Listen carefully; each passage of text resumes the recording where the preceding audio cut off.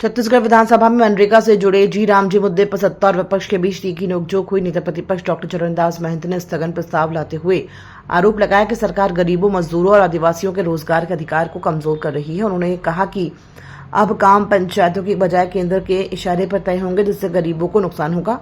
विपक्ष की बात नहीं सुने जाने पर कांग्रेस विधायकों ने सदन से वॉकआउट कर दिया। वहीं उप मुख्यमंत्री विजय शर्मा ने आरोपों को खारिज करते हुए कहा कि स्थगन प्रस्ताव प्रक्रिया के तहत तय होता है और सरकार मनरेगा के तहत काम देने के लिए प्रतिबद्ध है। उन्होंने बताया कि जी राम जी योजना में अधोसंरचना, रोजगार और आजीविका पर फोकस किया जा रहा है।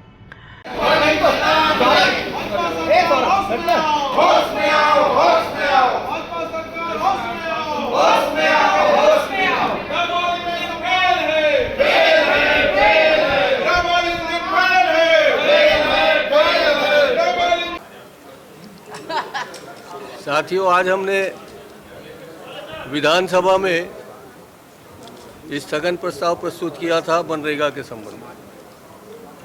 ये सिर्फ नाम बदलने का मामला नहीं है, ये गरीबों के काम के अधिकार को गरीबों से छीनने का मामला है।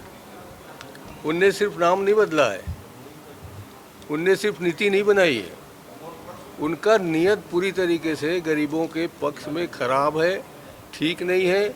वो यहाँ के गरीबों को, यहाँ के मतलब सिर्फ छत्तीसगढ़ के नहीं, भारत के गरीबों को समाप्त करके, काम को समाप्त करके वो बड़े बड़े उद्योगपति को आगे करना चाहते हैं।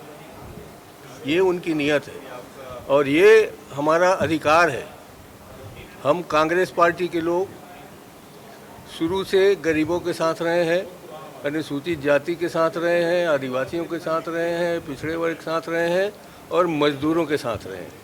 इसलिए हमने कहा कि हमारी बात सुनी जाए, हमारे काम के अधिकार जो छीने गए हैं, हमारे हाथ जो काटे जा रहे हैं, हमारे हाथों को जो काम दिया जाता था पंचायतों के माध्यम से, उसे आप छीन करके सिर्फ अपने इशारे पर, छत्तीसगढ़ सरकार के इशारे पर नहीं, दिल्ली के बड़े बड़े लोगों के कहने पर उनके मंत्रीगण जो चाहेंगे वही काम होगा। आपका कहा हुआ काम नहीं होगा, पंचायत का कहा हुआ काम नहीं होगा, सरपंच का कहा हुआ काम नहीं होगा। इसलिए हमने आज इस विषय को यहाँ लाया था। हमारे को विपक्षियों के द्वारा जानबूझ करके नए नए बातें शुरू करके इस बात को सुनना भी नहीं चाहते थे, इस बात को रखने देना नहीं चाहते थे। और हम कह रहे हैं कि ये मजदूरों के पेट में लात मारने के बराबर है। ये मजदूरों को काम न देके उनको फिर से गरीब बनाने का मामला है। इसे सुनिए। अतः जब ये बात नहीं सुनी गई तो हम लोगों ने आज बहिष्कार करके अपना यहाँ से चले जाएंगे। आज आप मैंडेज के हिसाब से अगर देखना चाहते हैं तो मैंडेज के हिसाब से हम 10 करोड़ से ऊपर के मैंडेज इस वर्ष दे चुके हैं। इससे पहले भी यही आंकड़ा था। पिछले वर्षों के मैंडेज से अधिक, मेरे पास अभी भी इसकी जानकारी पूरी है, उससे अधिक हम दे चुके हैं। अभी प्रधानमंत्री आवास जितने दिए जाते हैं उसमें भी 90 दिन का मैंडेज उनको दिया जाता है। अपने स्वयं के आवास में काम करने वह भी काउंट होता है। इसलिए काम दिए जाने में कोई संशय नहीं है, कोई परेशानी नहीं है, दिया ही गया है। अब जब जी राम जी के नए प्रावधान के स्वरूप में आ रहा है तो जब अभी रूल्स आ जाएंगे, अभी हमने जो जी राम जी का प्रावधान देखा है उसमें 3 बातें हैं। उसमें एक तो अधोसंरचना का विकास है, रोजगार है और तीसरा कौशल उन्नयन का भी है, आजीविका विषय है। आजीविका एक विषय ऐसा है जो इसमें जोड़ा गया है। अधोसंरचना के विकास में राज्य सरकार की सहभागिता ली गई और इसलिए मैं सोचता हूं कि अधोसंरचना के ज़्यादा कार्य अब हम मिल करके कर पाएंगे। और आजीविका का जो विषय है ये नया जुड़ा है, जो आवश्यक है गांव-गांव तक, उस विषय पर भी काम कर पाएंगे। इसलिए एक कदम आगे बढ़ रहे हैं। जैसे कि एक कदम आगे हम धर्म स्वातंत्र अधिनियम के विषय पर बढ़ रहे हैं। जैसे कि हम ये मानते हैं कि एक्ट को समसामयिक होना चाहिए, कि जब ये लगता है कि बनाए हुए पुराने कानूनी प्रावधान अब और उन्नत होने चाहिए, जब ऐसा लगता है तब हम उस काम को करते हैं। वही बात हमारे धर्म स्वातंत्र अधिनियम के साथ है और वही बात मनरेगा से आगे गांधी जी के आराध्य भगवान राम के नाम पर आगे बढ़कर जी राम जी के माध्यम से की।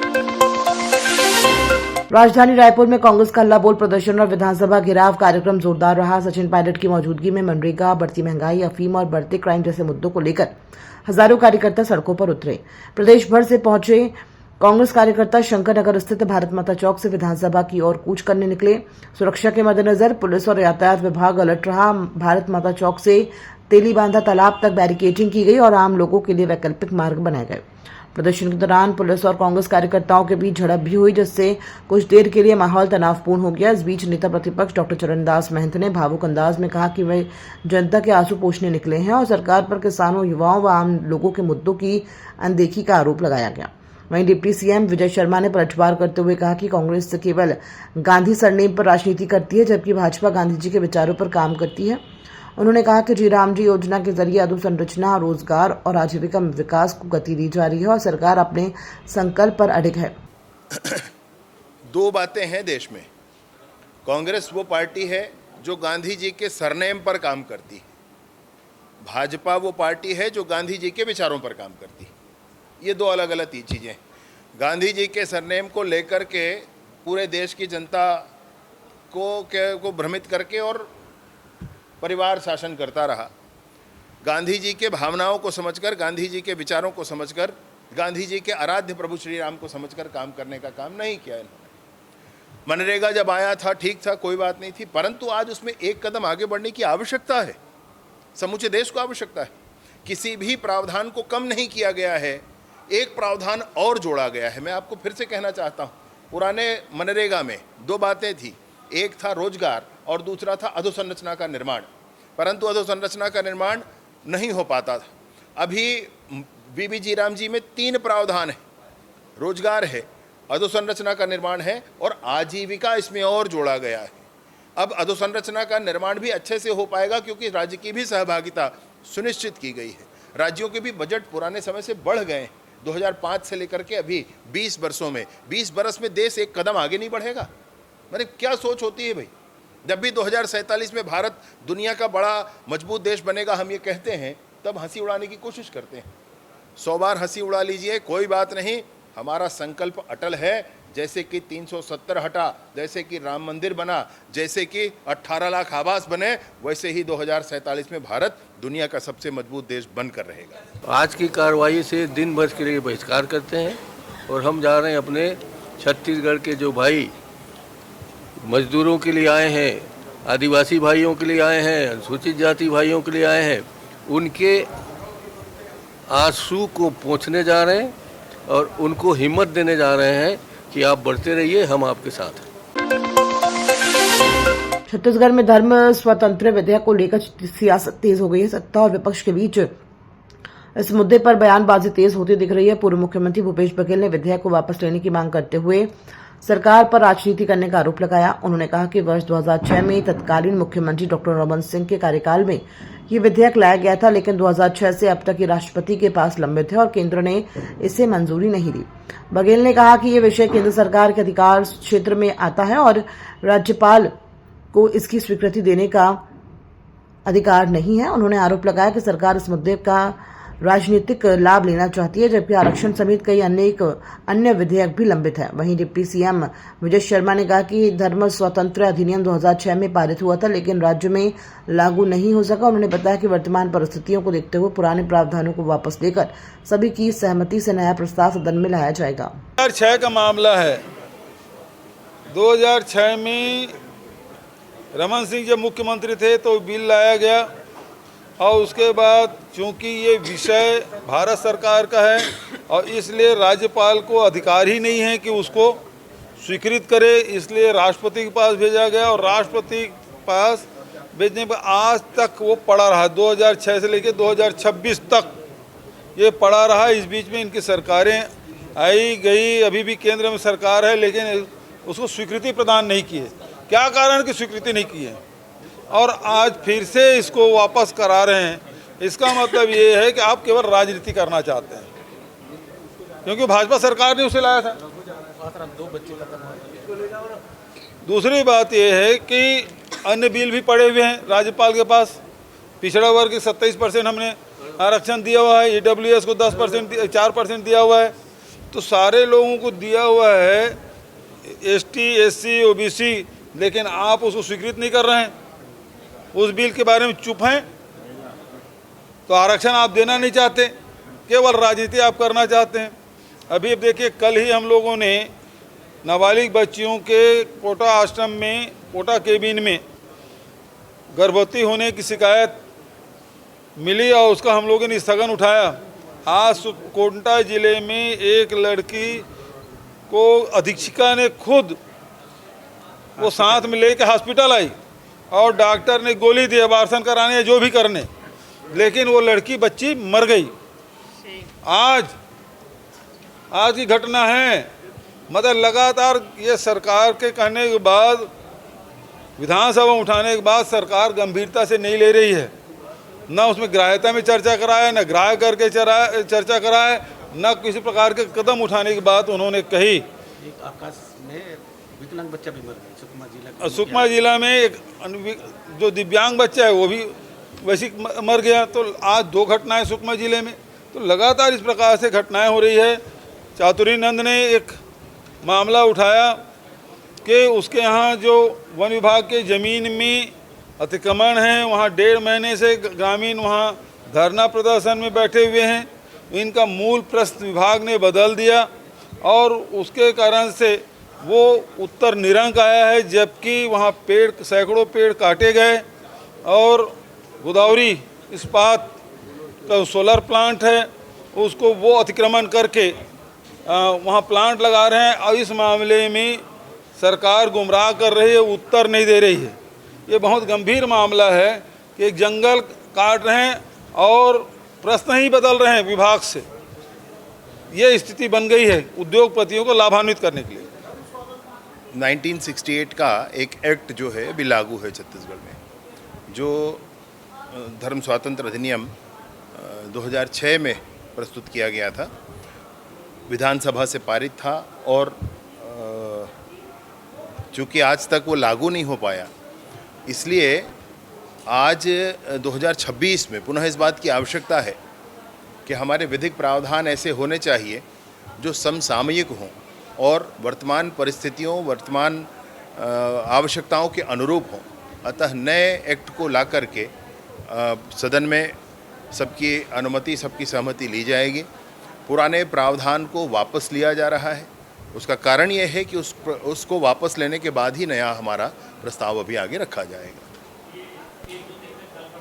हाँ, जैसे भी सदन की व्यवस्था होती है वैसा रखा जाएगा। छत्तीसगढ़ विधानसभा में जल जीवन मिशन को लेकर विपक्ष के सवालों के बीच नगरीय प्रशासन मंत्री अरुण साव ने सरकार का पक्ष रखा।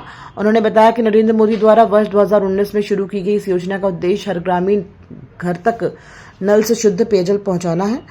मंत्री साहब ने कहा कि पहले योजना की अवधि 2024 तक तय थी, लेकिन 10 मार्च 2026 की कैबिनेट बैठक में इसे बढ़ाकर 2028 तक कर दिया गया। उन्होंने इसे ग्रामीण हित में बड़ा फैसला बताया। उन्होंने जानकारी दी है कि जल जीवन मिशन 2.0 के नए दिशा निर्देश जारी किए गए हैं, जिनमें बेहतर संचालन, संधारण, जल संरक्षण और जन भागीदारी पर जोर दिया गया है। साथ ही योजना का कुल बजट बढ़ाकर 8 करोड़ 69 लाख रुपए कर दिया गया है, जिनमें केंद्र सरकार 3 करोड़ 59 लाख रुपए देगी। सरकार का दावा है कि इस विस्तार से ग्रामीण क्षेत्रों में स्वच्छ पेयजल की उपलब्धता बढ़ेगी और लोगों के जीवन स्तर में सुधार होगा। देश के यशस्वी प्रधानमंत्री माननीय नरेंद्र मोदी जी ने 2019 में जल जीवन मिशन गांव में हर घर तक नल से शुद्ध जल पहुंचाने की एक बहुत महत्वाकांक्षी योजना प्रारंभ की थी। प्रारंभिक तौर पर 2024 तक वह योजना की अवधि थी और अब 10 मार्च 2026 को कैबिनेट की बैठक में जल जीवन मिशन को 2028 तक बढ़ाने का निर्णय हुआ है। प्रधानमंत्री माननीय नरेंद्र मोदी जी का ये निर्णय स्वागत योग्य है। मैं बहुत धन्यवाद देता हूं, बधाई देता हूं कि ग्रामीण जनता को नल से शुद्ध पेयजल पहुंचाने की जो योजना है उसे उन्होंने बढ़ाया है और जल जीवन मिशन 2.0 के दिशा निर्देश जारी हुए हैं। अब यह योजना केवल व्यापक रूप से इस योजना के संचालन, संधारण, जल संरक्षण और जन भागीदारी, इन सब बातों को समाहित करते हुए ये योजना को बढ़ाई गई है। प्रारंभिक तौर पर जो योजना का बजट था उसे भी बढ़ाकर 8.69 लाख करोड़ रुपए का बजट हुआ है, जिसमें से 3.59 लाख करोड़ केंद्र सरकार देगी। छत्तीसगढ़ विधानसभा के बजट सत्र के प्रश्नकाल में आज एक बार फिर सदन का माहौल गर्मा गया। कांग्रेस विधायक चातुरी नंद ने अपने प्रश्न में बदलाव किए जाने का आरोप लगाया। चातुरी नंद ने महासमुंद वन मंडल के सरायपाली वन परिक्षेत्र के जंगलबेड़ा गांव में नर्सरी और वृक्षारोपण को लेकर प्रश्न उठाया था।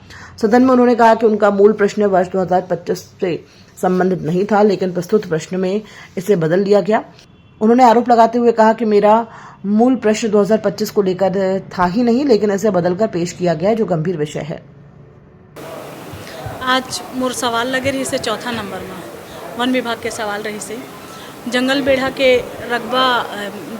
के खसरा नंबर 390 में नर्सरी हावे कि नहीं, और रही से तो मैं कतकठ पेड़ रही से और कतकठ पेड़ काटे गए है, ऐसे मोर सवाल रही से।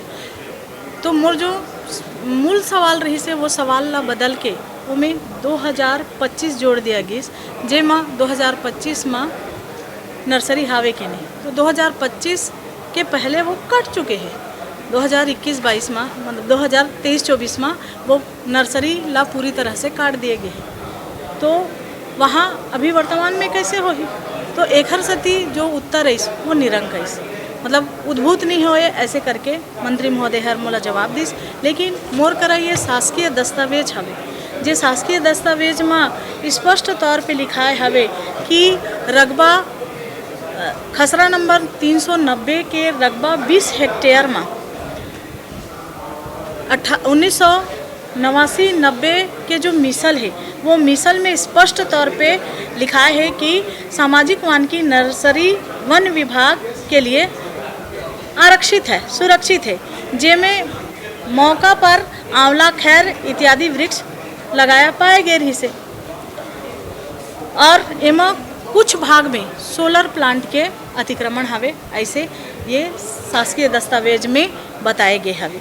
एकर अलावा जो तहसीलदार है, तहसीलदार के जांच रिपोर्ट में भी ये आए हवे कि लगभग वहाँ 18 पेड़ के कटाई होए हवे, जेकर जानकारी मंत्री महोदय हर नहीं दिस। वन विभाग हर ये जवाब दे है कि हमला एकर कोनो जानकारी नहीं, लेकिन वन विभाग के एमा जांच रिपोर्ट, जांच प्रतिवेदन मोर पास हावे, जिसमें वन विभाग भी स्वीकार करे है कि वहाँ लगभग 18 पेड़ के कटाई हो चुके हैं। तो आज मोर सवाल के स्वरूप ला बदलना और मोर सवाल के जवाब नहीं देना कहीं ना कहीं ये और इंगित करते कि वहाँ जो गोदावरी सोलर प्लांट लगे हावे, ये सोलर प्लांट ला लाभ पहुँचाना, सरकार और अधिकारी कर्मचारी दोनों मिल करके ये गोदावरी प्लांट ला लाभ पहुँचा के काम करते हैं। वहाँ के ग्रामीण जनता के हक और अधिकार ला छीने के काम करते हैं। वहाँ के ग्रामीण जनता विगत 1.5 महीना से अनिश्चितकालीन हड़ताल में बैठे हमें संगवारी हो, लेकिन शासन प्रशासन, जिला प्रशासन के कोनो अधिकारी ओमन के सुध लेके जरूरत भी महसूस नहीं करीन। और आज सदन में जब ये सवाल है रईस, तो ये सवाल के जवाब भी मंत्री महोदय हर नहीं दिस। गरियाबंद जिले में बीते 2 दिनों से मौसम का मिजाज बदला हुआ है। बेमौसम बारिश के साथ ओलावृष्टि ने कई इलाकों को प्रभावित किया है। तेज हवाओं के साथ झमाझम बारिश होने से जहां एक और मौसम खुशनुमा हो गया है और लोगों को गर्मी से राहत मिली है, वहीं दूसरी ओर किसानों की चिंता बढ़ गई है। गरियाबंद मुख्यालय के पास ग्राम जोबा में बारिश के साथ लगातार ओले गिरने की जानकारी सामने आई है। जिससे आम और महुआ जैसी मौसमी फसलों को नुकसान पहुंच रहा है। इसी बीच दूरस्थ पहाड़ी क्षेत्र आमामोरा ओर से हैरान करने वाली तस्वीरें सामने आई है, जहां ओलावृष्टि के बाद पूरा इलाका बर्फ की सफेद चादर जैसा नजर आया।